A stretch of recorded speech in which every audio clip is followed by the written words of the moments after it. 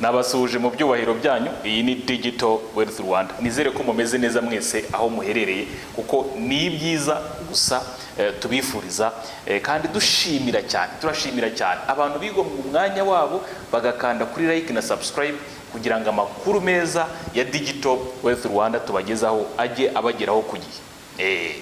Ukwigo gukandaho bituma n'abandi bantu batazi ko iyica nibaho, sibyo, bashobora kumenya kwibaho. Donc urumva hari algorithm zikorwa muri YouTube ku buryo n'abandi bamenye yuko aya makuru abaho. Rero ni ya makuru meza n'ubundi tubazaniye ajyanye na forex trading, ariko tujya tunyuzamo n'inshuro zitari nkeya tukabagezaho amakuru n'ubundi ajyanye na cryptocurrencies muri rusange. Ni ukuvuga ngo ayo tubazaniye uyu munsi najyanye na forex, kandi ayo twatanze ubushize harimo abatubwiye yuko yabafashije, yabagiriye umumaro. Rero mu by'ukuri twebwe kuri Digital Wealth Rwanda ni byiza gusa twifuriza abantu Imana ijye ibarinda, ibahe ubuzima buzira umuze, hanyuma dushobore gukomeza tujya mbere, twiteza imbere twese muri rusange. Asante sana ubwo twakomeje. Yes, kuri ya makuru rero nagira ngo mbagezeho ajyanye na forex by'umwihariko. Nagira ngo mpere kuri nyire currency pair imwe nkorera analysis kugira ngo umuntu arebe ahantu heza haboneka opportunity yo kwinjirira. No kuvuga ngo tuhereye muri uvuga ngo dukoze icyo twita top down analysis, kuko ngewe muri trading ni nkunda gukoresha cyane price action. Ariko ndabizi ko hari n'abandi bakoresha strategy ya smart money concept, ariko price action strategy ngiye niyo nkunze kwibandaho. So tugiye kuri top down analysis, tugiye nko kuri daily time frame.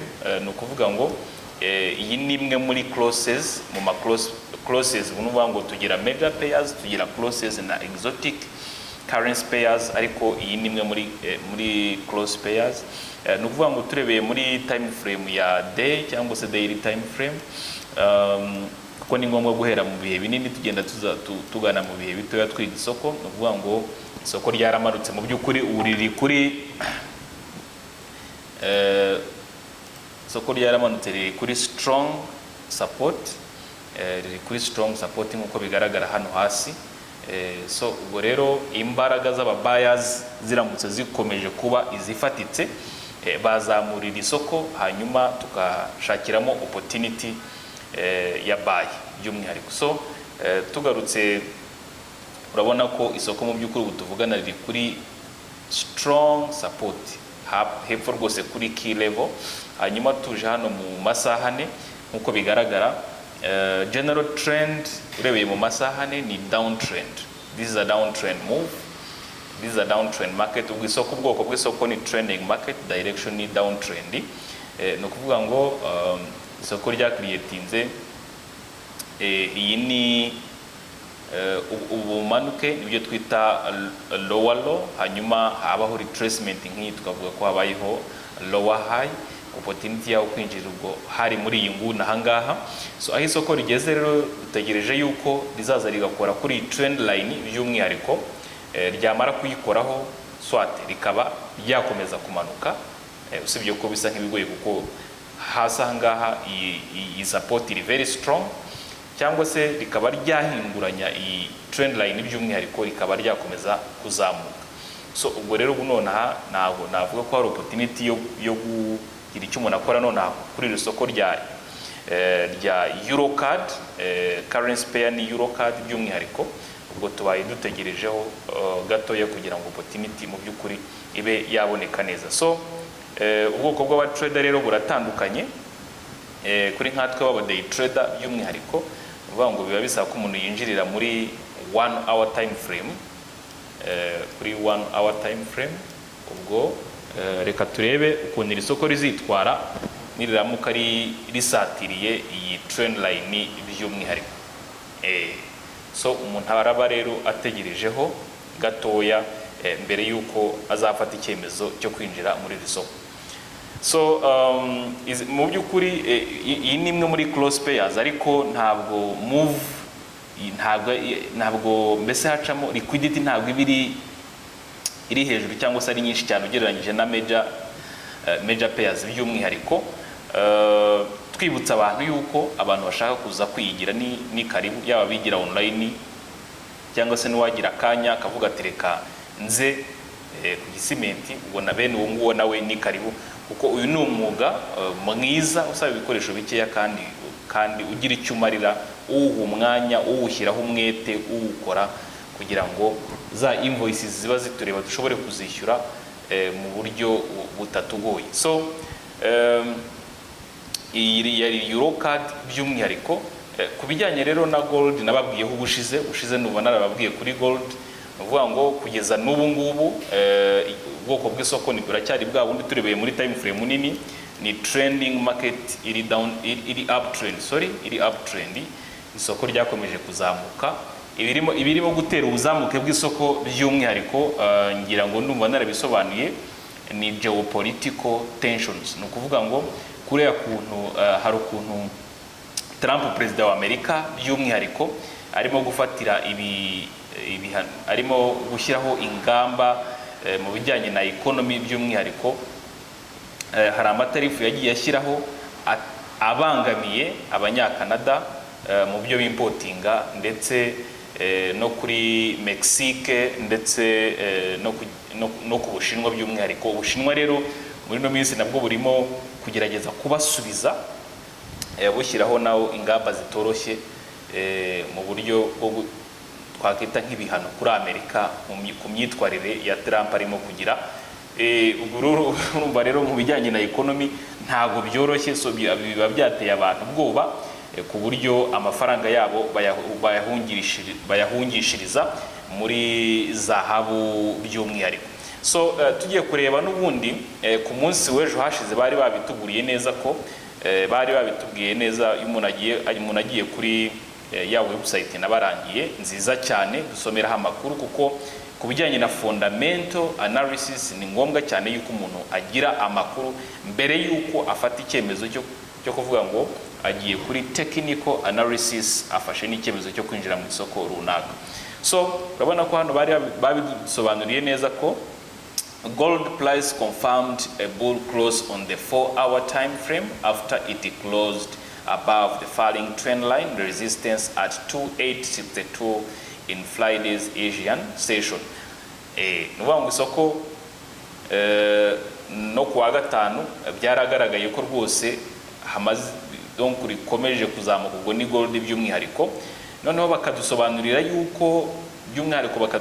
yuko isoko batubwiraga ko nirigera ku bihumbi 2880 aho hantu ryahagera rikahatinda rikahisirisimya. Ubwo nimo ndagerageza kubivuga amagambo avunaguye ntasomye interuro ku yindi, rikahisirisimbya ariko ntirimanuka, ahubwo rikaza nk'ishatse kuhatindamo. Niriharenga gato ya ku bihumbi 2880 batubwiraga yuko riharenze hafi rizagarukira ari ku bihumbi 2900.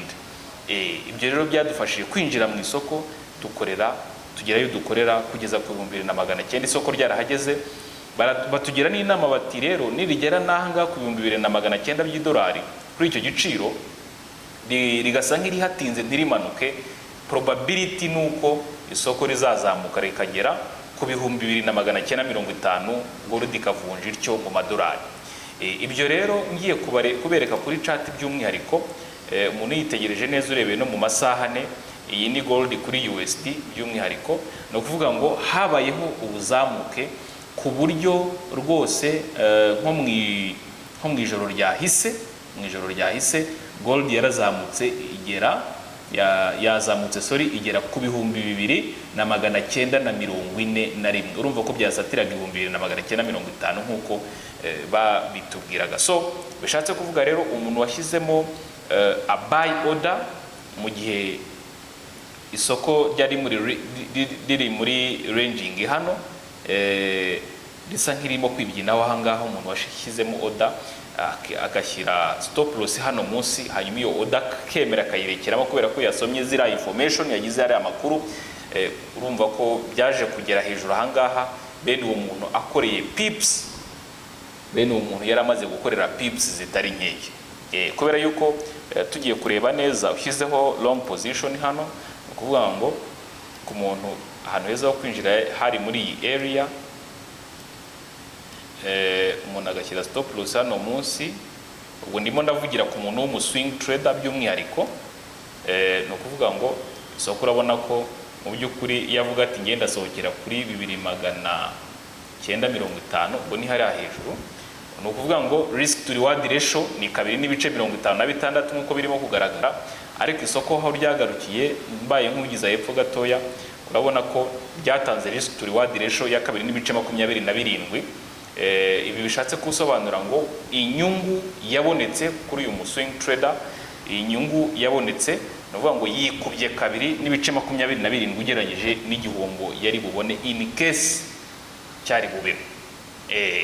So urabona ko iyi trade yari nziza ukurikije ari amakuru twasomye hariya. Iyi trade yari nziza, urabona ko yagenze neza mu by'ukuri. So nagira ngo mbarangire rero n'ahandi hantu tujya dukura amakuru. Website yindi yitwa Fastbull. Fastbull ni website nziza dukuraho economic news, dukuraho amakuru atari makeya. So ubwo rero mujye muyiconsultinga, mujyeho naho musome mugira amakuru ku bijyanye na fundamental by'umwihariko. Urumva ko website zirimo ziragenda ziyongera, dukuraho amakuru mu buryo bufatika. So hari n'abantu rero hari urabona ko hatangwa na signals ku bantu bakunda bakenera gukoresha ama signal. Ukajyaho hano ukareba latest signal uko zimeze, ukaba wakandaho ukareba izo arizo. So bakwereka abantu barimo hari izo signal zatanzwe n'umusaruro zigenda zitanga. Urabona ko nk'aha ngaha by'umwihariko barimo kwerekana umubare wazo, strategy zakoreshejwe, bakerekana winning rate ko ari ku rugero rwa 59.57%. So ukareba izo signal zihanyuzwa, ukazitegereza neza, ukareba niba nawe wajya ubyitaho, ukagira ute zimwe muri zo ukazajya uzikoresha. So iyi ni information rero utapfa gusanga ahandi, utabona umuntu, utabona abantu barimo kuyiguhera ubuntu ahantu hari hose, cyane cyane abari muri uyu mwuga. Ni kuri Digital Wealth Rwanda gusa ujya ugasanga amakuru nk'aya ku buntu kabisa, kuko wakanzeho gusa, kuko warebye gusa information nk'iyi ngiyi nk'umuntu usanzwe uri umutrader cyangwa se ukigeramo vuba, information nk'iyi ngiyi ikakugeraho ku buntu rwose. So niyo mpamvu mbwira abantu ngo kubera yuko nta neza ipfa ubusa, ukande kuri subscribe, ukande kuri like, kugira ngo amakuru nk'aya meza tubagezaho ajya bageraho ku gihe. So hari umuntu rero uzajya kuri iyi website kubera ko iriho amakuru atandukanye, akagira yasoma akambaza, kubera yuko nkira nimero yanjye muri description ya video, akambaza ati se hari ya website nziza cyane waturangiye, nagize gutya njyaho, ariko se ahangaha gutya na gutya umuntu yabigenza gute? Ukabaza iyo information rwose n'uwo mutima wo gusubiza nawo tuba tuwufite. Nizere ko hari benshi izagira ikifasha mu buryo bufatika. Imana ikomeze ibarinde rero, nakagaruka vuba cyane, turi kumwe cyane. Asante sana.